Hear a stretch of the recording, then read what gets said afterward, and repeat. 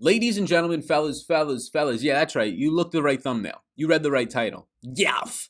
Golf is back right now for me, at least for this week, and I'm hoping to be able to cover it each Tuesday morning, get these types of videos out, our preview. We've been doing the projections. We've been playing the golf in the DFS space. We've been watching the golf all weekend long, and we've been doing the projections, rankings, all that stuff. I have them already done right now. They'll be up on Patreon, basically right after I'm done recording this video. But when the NFL came back, we took a little bit of a hiatus from golf, and we're returning right now because, look, I honestly miss covering golf. I enjoy it a lot. I enjoy playing golf. I enjoy watching golf. I enjoy a lot of pieces of golf, so not covering it, it felt like a different piece of me was missing. So we're going to scrap the Thursday live stream in the afternoon that we do, and we're going to add in this one on Tuesday so I don't get too burnt out. We're just swapping out some content, and we're going to go over the golf plays in each price range right now on DraftKings, SuperDraft as well. They're going to be the sponsor of the show. Their multipliers usually come out later in the week, so those will be updated on the projections over on Patreon. You know what we do here. We're going to start in the 10, 9, and 8K range, then we're going to go into the 7 and the 6K range. We'll do a little bit of a course preview to start this bad boy off because they're playing at a course that we haven't seen in basically a decade right now. So if you're talking about key stats wise,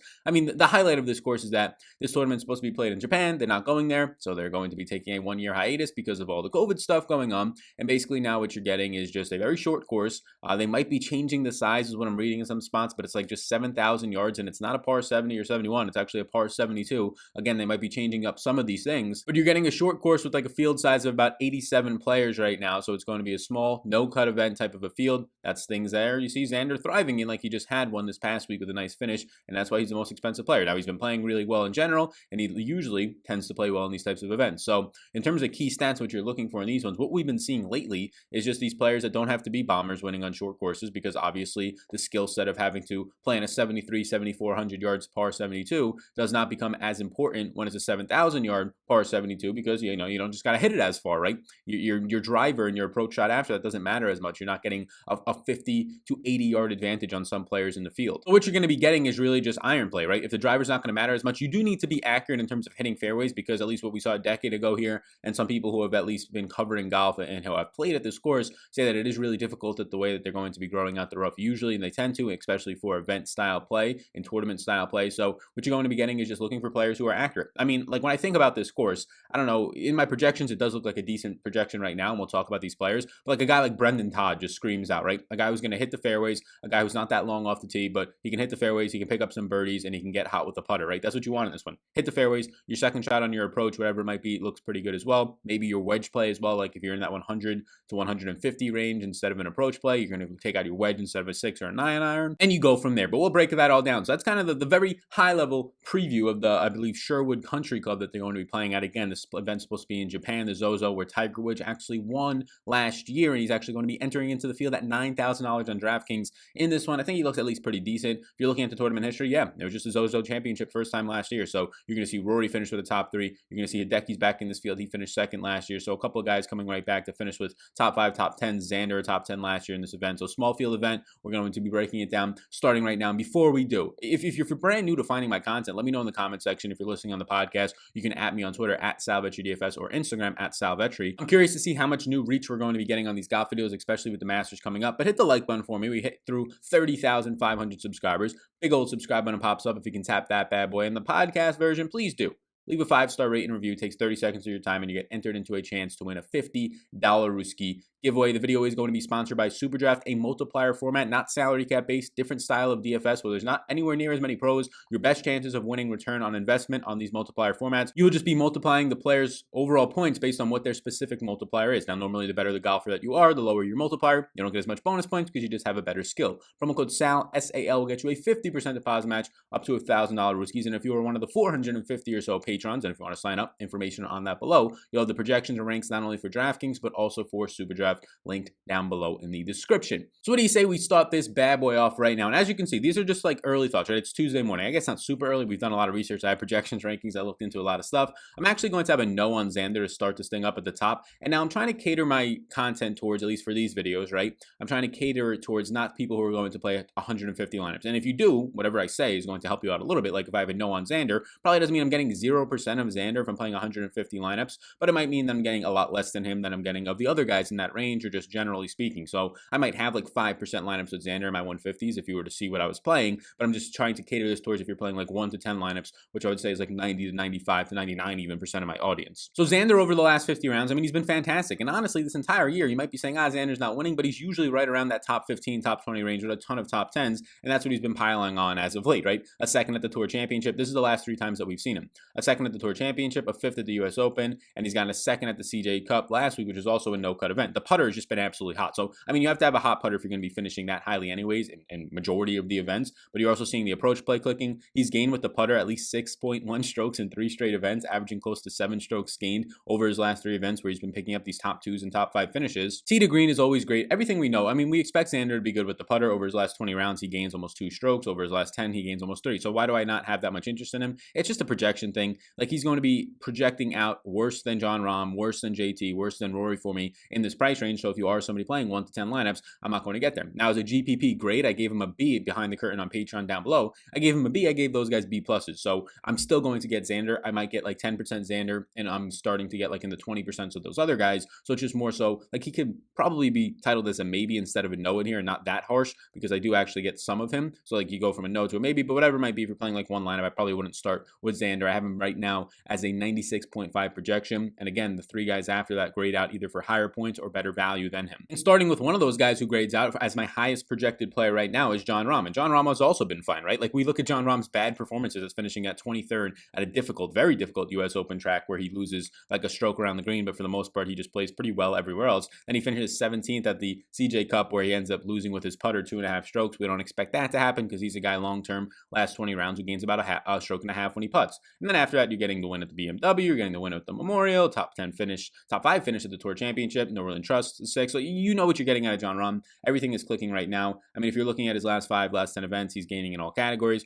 Right now, if I'm paying up this week, it seems like early on Jon Rahm would be the player that I'm going to. You can see in my notes section in column Q right now that he's probably going to come in around 20+% owned. So is JT, so is Rory. Maybe they don't all hit it, right? Maybe one's 17, maybe one's 18, but I expect them to be 3 of like the highest 5 owned players heading into this week. Xander might actually get into that as well. He's normally chalky, normally picks up like 25% ownership in a lot of tournaments. Maybe now that he's expensive, it goes down towards like 15, but I expect him to be around like the top 5 or 6 owned. Justin Thomas, number 1 in this field in tee to green play, number 2 in approach, number 2 in ball striking. I mean, everything sets up for him, right? Like the thing that we know about Justin Thomas, though, and it's very similar for Rory, to an extent Jon Rahm, but he's better than these players at least over the last 50 rounds, is just the putter. And like we need some sort of putting here, but we know that that can be random. So you're going to get as not great off the tee play for JT, and that's where this is kind of event where it's not as important to be great off the tee as it is to be accurate. This is where you're going to start to get that to be a little bit better for him. So JT right now comes in for me as somebody that I'm going to have a good amount of interest in. He's my second highest projected player. If you're just looking at his recent finish, a 2nd and 8th and a 12th right now. The putter is the only thing that can give you some concern. If you look back over his last 7 events, he's lost strokes in 5 of those last 7 events, so that's a little bit of a concern, but he's actually won an event, the WGC, right, even losing almost 2 strokes. He's finished 2nd at the Tour Championship, losing over 3 strokes, so a lot of his other parts of his game, around the green, the approach, the tee to green, are just that good that it gets you there. So those 2 are the guys that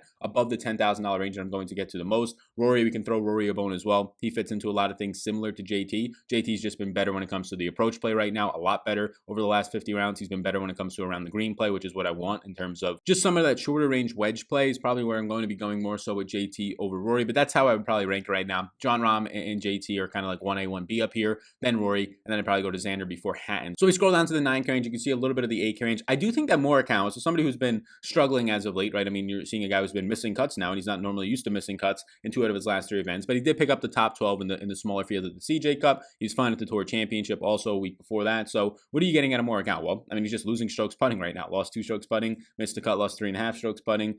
So that's going to be something that we're used to seeing out of Morikawa. In this field, out of like 87 golfers, he comes in ranked 56 overall in putting. So that's not great. But if you're looking at every single thing else from Morikawa, he's going to be pushing top 5 in all other major categories. And it seems like he's going to be a low owned pivot when you have guys like Webb Simpson who are chalky around him, all the 10K plus guys who are chalky around him, some guys in the lower 9K range that I think grade out as good value. So Morikawa looks like a lower owned pivot in this range as like one or two of them that I'm interested in, Morikawa would be actually one of those guys. So Morikawa is a maybe for me because of my projection and ranking doesn't seem as great for him, but I actually have him as a B in my overall model and rankings because he is going to be so low owned, as opposed to the next guy, who Webb Simpson. You can see I have a yes by him, but he's actually maybe going to be a less consideration for me. Now in DFS golf, the biggest thing that you want to be looking for, in my opinion, is just ownership pivots and fades. And when there's so many other guys that are good golfers in this range, I mean, we have 9 guys in the 9K range, 5 guys in the 10K plus, with Dustin Johnson withdrawing from this event and Matt Kuch coming in. I probably should have mentioned that at the top. You're getting Webb playing as consistent as ever, and arguably Webb should be more expensive than Hatton. Arguably, you can make the case that Webb should be more expensive this week than Rory, like put him in that 10-5 range, somewhere around there, because this has been his finishes as of late: a 3rd, a 6th, a 12th, an 8th, and a 13th. And I mean, pretty much every single thing is clicking. At the Shriners, the last time that we saw him about 2 weeks ago, he gained in all major categories. The week before that, he lost some on approach, but still finished top 8 at the US Open. Everything is clicking for Webb right now, and that's exactly why you're going to be seeing Webb come in with a lot of ownership. Now, arguably, he might be in some of the projection systems that I'm using and looking at the highest owned golfer this week, upwards of 25+%. It makes sense because he should be probably, in my opinion, $500 to $800 more expensive. But every single piece of ownership that comes in on him makes it more and more likely that your lineup is going to be duped. It doesn't mean that your lineup is definitely going to be duped, meaning duplicated, somebody else has that, but your chances of having a unique lineup, your lineup being the only lineup that has those types of players in it, goes way down. And in a small field event where it's more difficult to find other pieces to leverage off of, I don't know how much I really want to be getting there. Now, obviously, you can play Webb and play 2 or 3 single-digit owned guys, and it doesn't really matter if you're playing him. But at that point, you're probably taking on a lot of leverage, and you don't really need to in that one lineup. I'd rather just leverage off of Webb Simpson to a Colin Morikawa, who for me right now, and based on my projections, the difference is literally 1 fantasy point, or go down to somebody like a Patrick Reed or a Tony Finau or Patrick Hanley, who the difference is like 2 fantasy points. So we're talking about like a 1 fantasy point difference between Colin Morikawa and Webb Simpson, and that 1 fantasy points. And obviously it's confidence and it's people talking about Webb and seeing how consistent he's been compared to Morikawa missing cuts recently. But when it comes down to it, from a projection standpoint, it's a 1 point difference, and it's probably going to make up like 15 to 20% ownership difference. So I do think Webb, I have him as a yes. I think he's fine to play if you can get different elsewhere, but I do think that this is a really nice opportunity to pivot off of. You don't even have to go to Morikawa. That's just a direct price range pivot. It could be anybody in this 9K range, or you can just stack 2 10K plus guys, which seems appealing, and then just build a totally different lineup than other people. And as we go down, the 9K range is definitely where I'm going to be focusing in. Patrick Reed, to an extent, you know what you're getting out of Patrick Reed. If the putter is hot and some other things are clicking, you're good to go. At the Tour Championship, he did finish 8th, even though the putter wasn't there, losing over 2 strokes. But when he finishes decent with the putter, US Open, the last time we've seen him, it's been about a month now, but he was gaining in a very difficult spot. He's going to be a maybe for me just because we have some other guys who have actually played recently. We have some other guys who are going to actually be lower owned below him, like a Tony Finau and things like that. So I like this 9K range way more, and the upper 8K range way more than anything else in that mid to lower 8K range. So we can spend some time here. Tony Finau, I think, is going to come in a little bit lower owned than he should because of Webb Simpson in this range. Patrick Reed taking up some ownership. We're getting closer to that Tiger spot where he'll probably be around 10% owned. We're not used to Finau not being owned. Now, he's been in some events where he's like one of the best golfers. So that's where you're seeing like 28%, 30% ownership as of late. He was 13% at the US Open. But I do think that right now, early on, Finau's probably going to project for under 15% ownership. Last time we saw him as well was the US Open, which was about a month ago. The only reason I feel a little bit more confident getting him, well, the game for Tony Finau was fantastic before that. An 8th, a 3rd, a 4th, a 5th, an 8th, a 17th, were like 6 of his finishes out of his last 7 or 8 events. And also he's going to come in with low ownership. Tony Finau might not be the best model for this course in terms of a player that you want to be getting to because he doesn't putt back great. He has a better off the tee game, but his approach play is still fine. His overall strokes gain off the tee is still fine. So he's somebody that I think is just consistently there for you at 9,500. I'm probably going to make him a maybe. So I made him a maybe as we talk about this. I'm actually going to move Morikawa to a yes because I do think that he's that good of a pivot, especially the way that he sets up here with his iron play. The only issue for him is obviously the putter, which we want to look for good putting here. And that's what we're just going to hope that this is the Morikawa week where he goes even, not even gains or loses strokes, just go even for us. Next up in this range, Patrick Hanley would be my final yes. Then I have some interest in Hovland. Matthew Wolff has been probably going to be low owned after being a very good golfer the last month and a half, threatening to win at multiple occasions. But at this range, I just want to stick to that mid-range option. I don't want to get too much of these guys in the 9K range overall. Like if I start getting 10 to 15% to 20% of all of them, well, then my lineups are going to be just way too spread out. Patrick Hanley is somebody that I'll go back to. I think he profiles out pretty decently here as well. He's somebody that's going to grade out really well everywhere, even when it comes to the short game and the putting. There's not like a glaring weakness for Patrick Hanley's game, at least right now. There's not like a glaring weakness overall for Patrick Hanley's game. Recently, I guess you can say it's been the putting, right? The putting has been kind of come and go. He lost 3 strokes at the CJ Cup. That was the worst thing that really happened to him there. But we saw him at the Shriners put everything everything together a week before that, and that's when he's gaining strokes putting. And now long term, you're expecting over his last 20 contests gaining almost a stroke putting. You're expecting that to happen. So the putting has been, I would say, a little bit shaky as of late, losing strokes putting in 5 out of like his last 11 or 10 contests, which is somewhat of a concern for Patrick Hanley. But that concern is going to not make him 20% owned at this price range. It's going to probably make him closer to like 10% owned. So that's why I'm going to have interest. Hideki, I just don't get to, right? Like Hideki will burn me at some point. He will win a golf tournament or finish like top 4 at some point in a golf tournament to where you need him. But as long as he's in these price ranges, as long as he's not consistently competing up top to win, especially on Sundays, I just have no interest in playing him. Tiger's very close to a no for me. I want to watch his ownership. If it stays in the single digits, I'll be okay getting to Tiger. The main reason that you don't want to play Tiger is he's just looked bad when he's been out there as of late. We don't know what his back is going to be like in the colder weather. We don't know how he's actually performing right now. We don't have that much of a sample as he's making his return from not seeing him since the last major where he did not look good either. So honestly, like if that ownership starts to peak at double digits, like I think the last time I saw it was like 6 to 8%. If it stays there, I'm fine getting there for somebody who has just won these type of small field events a ton in his career. He won this one last year. So I'll have some interest there at the 9K range, but I'm going to be more interested in the guys at the upper 8K range, mainly Daniel Berger. Harris English, I also have as a yes. I think he's just more of a consistent player, but I think Berger is going to give you a little bit more upside. Berger might come in with some ownership. I think that his recent play is going to pull some people off of him. CJ Cup, just a 28th. He was very bad with his short game, losing over 3 strokes between his around the green play and his putting. Then we saw him at the US Open finish 34th. So like the recent memory of over the last month of Daniel Berger, I think a lot of people, their recency bias is going to cancel out the fact that he went on a tear earlier this year, a 9th, a 5th, a 4th, a 1st, a 3rd, a 2nd, a 13th, a 3rd, a 25th, a 15th, right? All these finishes only in there having one cut. His worst finish being a 25th. His best finish obviously being winning the Charles Schwab. Berger just sets up really nicely here for a fair price point, in my opinion. I don't think you're going to see that much ownership on him. Recently, you've been seeing around like this 15% range, and he has not been paying that off by any means. So I think you might start to get Berger closer to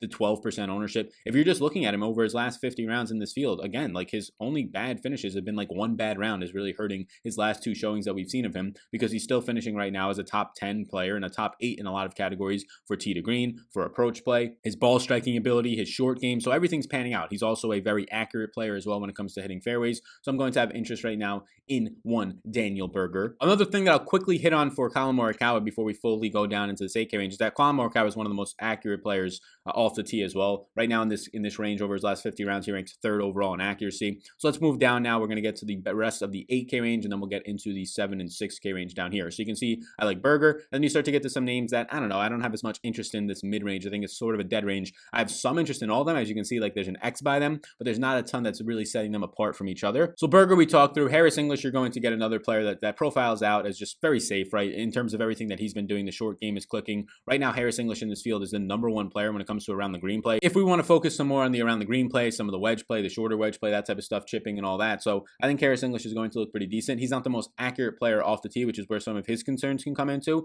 Now he's still going to be decent. He's going to be probably in this field like a top 15, top 20 player when it comes to that range. But I think Daniel Berger at a very similar price range is where I would go there.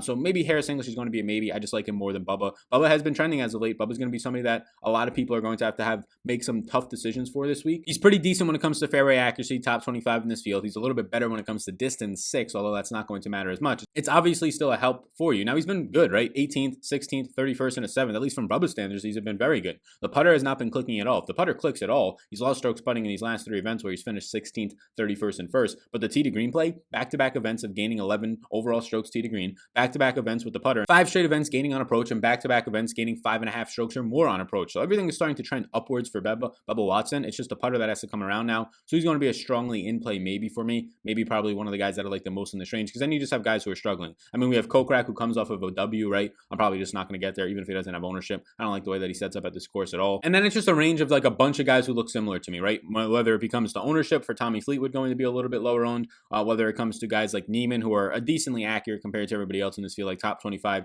accuracy player in terms of good drives, a fantasy national stat. He's coming off of a 6th at the CJ Cup in a small field event where he actually gained strokes putting, and he's gained strokes putting now in 3 straight events. Out of his last 5 events, he's gained strokes putting, so I do like Neiman in this range in terms of an overall projection. I just think he'll be a little bit over-owned or a little bit higher owned. Matthew Fitzpatrick, I believe, is actually my best value play when you come into this mid-range before we get into the lower range down here. Matthew Fitzpatrick can play for me. I think the most volatile player in this range is going to be Scottie Scheffler. He scares me a little bit in terms of just how he's been playing as of late, but he could also just turn that thing into a positive outing very quickly. Russell Henley coming off of a very hot start. We had a 3-stroke lead, and he blows a 3-stroke lead, but he's a guy who still looks very good in this field. Coming off of one of his best performances through 3 rounds, he's the #2 player right now in terms of good drives getting into the fairways, which is good to see. And I mean, if you just want to talk about some of the other other things that he's fantastic at. He's number 4 in tee to green. He's right now the number 1 approach player in this field, so it's hard not to like Russell Henley yet again. He's been coming in with some ownership. He might pick up more here. He was 18% owned at the CJ Cup, where he got a lot of people what they wanted, a third place finish, a chance to win, but he did gain 9 strokes putting. We're not used to this guy being that great of a putter anyways. He has picked it up as of late, right? He finished 8th at the Northern Trust,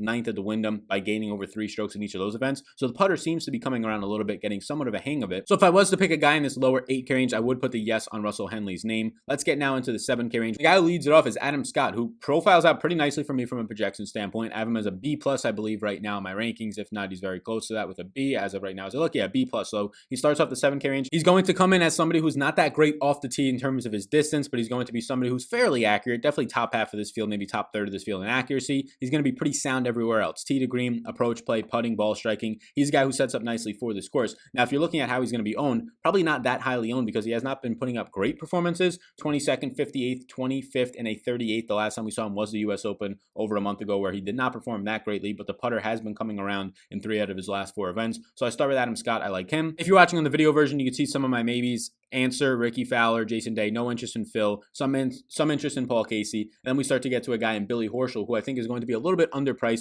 Maybe he picks up ownership, but once we start getting to this range, a lot of the ownership is usually drained out from that 8K and above range. So Billy Horschel right now, he's been coming in around 5, 6, 7% owned as of late. He's been playing just consistent golf. 33rd, 30th, 38th, and a 28th over his last couple events, gaining strokes putting in back-to-back events now. So I started Billy Horschel off with a maybe, and I just want to look at my projections to see exactly where that was coming from. So Billy Horschel, I projected for about 81 fantasy points, just relative to the other guys that are priced in that $7,300 to $7,800 range. Billy Horschel compared to Adam Scott being another yes. Billy Horschel is the one who stands out for me as a yes. So if you're choosing guys between 73 and 7,700 or 78, Horschel will be the one that I get to from a value standpoint, from a projection. It's not that different though, so we'll make him into a maybe. Woodland, no interest the way his game's going. Brian Harman is a consistent player, but I don't think the ceiling is going to be there, especially with some other guys that we're about to touch on at this low 7K range that I have a little bit more interest in as I scroll down here. Cam Smith is fine. He's pretty close to a yes for me. Munoz is going to be a guy who right now I projected at this price point, especially where he is priced right now, for about 80 fantasy points. So that starts to look really good when you're down here in this range at the low 7K range, because you start to project out similar to some guys that are in like the mid to upper 8K range for me. So I have some interest in Munoz. He'll probably come in around 8% owned or so, finish with another top 10 as he's been doing a decent amount over the past month or two right now.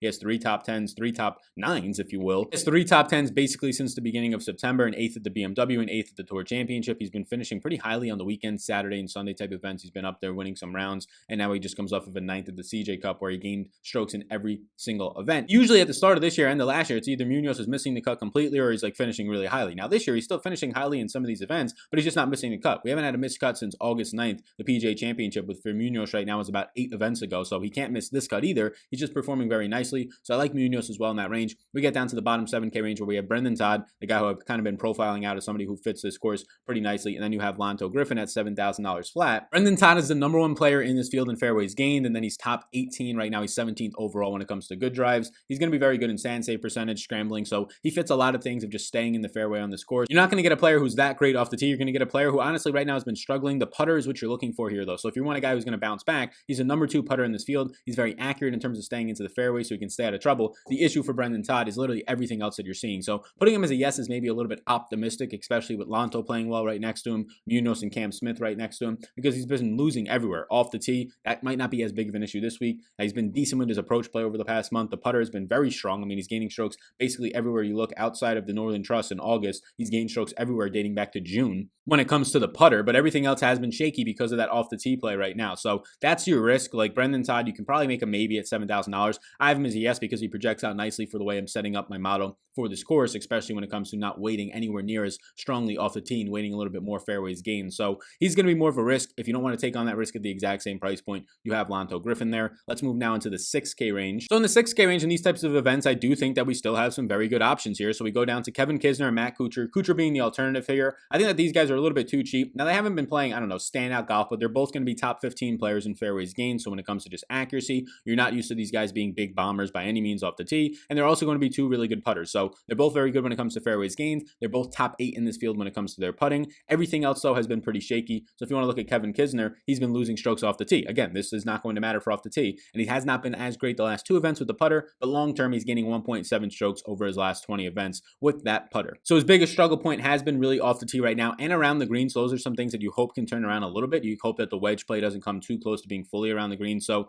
Matt Kuch will be the next one up. So relative to these guys in this range, they're going to be yeses for me in this upper 6K range. It's going to be Kisner. It's going to be Matt Kuchar. Some interest in Benny Yan and Alexander Norn. You can see that Kuchar's probably not going to pick up much ownership. He does grade out nicely for me just because of the price point that he's at. He grades out more of a value, but he has been struggling. Like, let's not get this wrong. Over his last 4 events, he has not finished anything better than a 34th with 2 missed cuts in there, and some of those have been no-cut events like the CJ last week. He almost lost strokes in every single category. So Kuchar at $6,800, he's a yes only because of the price play. I would prefer Kisner, so let's move Kuchar down to a maybe instead of a yes. Might be just a little bit aggressive for that. I do think that he'll be fine. Like, if you just want to look at overall what he's doing from a scoring perspective right now, he's still 21st in this field in bogey avoidance. He's 8th in sand save, and he's going to be top half of the field, especially at this price point, which is good to see. Top half of the field, especially Kevin Kisner as well, when it comes to birdie or better rate. So that's why these guys in a no-cut event look a little bit better for you. He has been struggling, though, the recent form, so above and down a little bit. We go down now to Kevin Streelman and then Mckenzie Hughes. Streelman I have interest in, but let's talk about Mckenzie Hughes. I think he should pick up ownership, but being in this low price range, it shouldn't be anything towards like 10 or 15%. Maybe it's like 8% ownership. Maybe it's like 5%. He's coming off of being 10% owned at the CJ Cup, so maybe it is a little bit higher. But he is coming off of a 65th place finish at the CJ Cup where he lost over 7 strokes on approach, lost with the putter. Look, he doesn't lose with the putter often. That was the first time that he lost with the putter since January 26th. So I think that that's going to regress back in his favor in a positive way.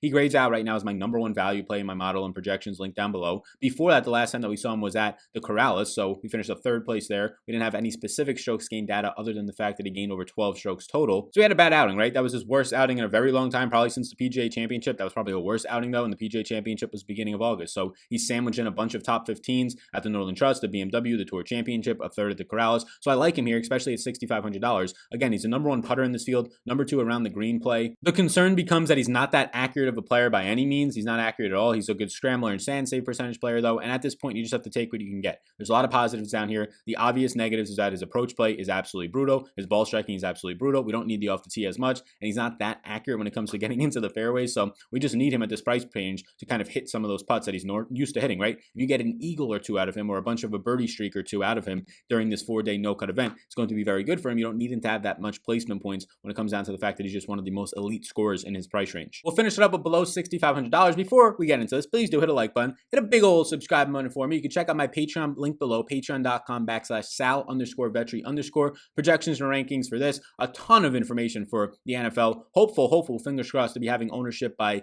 and probably the next event for golf and hopefully by this week for the NFL. You can check all that stuff out linked down below on Patreon. You can check it all out, projections, rankings, and more. So in this range, just some guys who stand out as maybe having some opportunities depending on if they can get a putter going. Guys who have been playing decent overall right now, right? You have guys like Danny Lee, who's been at least a little bit better than some of the guys in this range. Approach plays top half in the field. Off the tee play is not going to matter as much here, though, which is going to probably be his biggest strength over his last 50 rounds of golf. You have Mark Hubbard down here, who's going to be very good when it comes to, for his price point, putting when it comes to approach play, going to be decent when it comes to fairway accuracy. But the guy that I want to dial in on a little bit is a guy who seems a little bit too cheap for this range is Dylan Fratelli. So Fratelli right now, for his price range of $6,300, grades out as a very good value for me. He's going to be top 30 right now when it comes to fairway accuracy at 27th in good drives and 33rd in fairways gained. Now, if we touch on him and just see what he's doing as of late, he's coming off of a 69th place finish where he kind of blew up towards the end of it. He lost strokes every single place you can possibly imagine. His putter has been very bad as of late. So this is the concern. We need for one of his decent putting rounds, and a decent putting round for Fratelli is going to be literally just gain us like 0 strokes, right? Don't lose a bunch of strokes.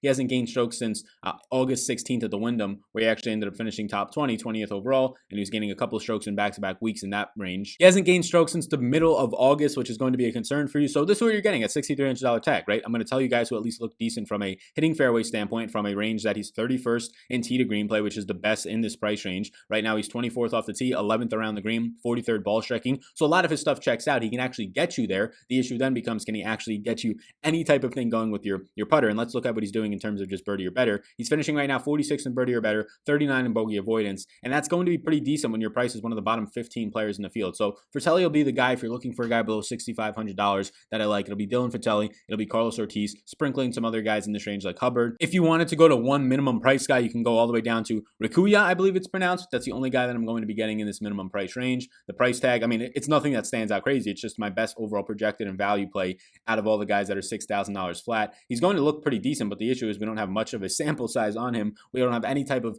tracked strokes since January 12th, where he was pretty good, 45th at the Sony relative to the price tag, right? Gained 5 strokes overall, but then we don't have anything since about a year ago before that. So a very small sample size of what you're working with there. But if you're going to $6,000, anybody, I'd go there. I don't think you have to do that though. Thank you so much for tuning into this video. The return of Golf is what we're having right here. Check out all the stuff in the description below. If you could hit the like and subscribe before you leave, that would be greatly appreciated. And let me know what you think of these videos. I'm going to try and get them in. Hopefully, I was hoping to record this on Monday, but the salaries didn't come out until like 4 p.m., so I couldn't do that. Hopefully, in the future, the salaries come out at like 11 like they normally do, so I can get these videos scheduled so I can go on with the rest of my week and be sure to actually continue to get these videos out because it has to be very fit into my schedule for this to work. So appreciate it. Hope you enjoyed the return of the Golf. We're getting to start on Thursday per usual. I'm excited, very excited to play in some of these contests. Thank you so much for tuning in. Like and subscribe before you go. Check out Patreon for more exclusive content and tools. The more informed you are, the more informed you are with data and also information through the Patreon, the better chance you have at winning. Thank you so much, and I'll see you in the next one.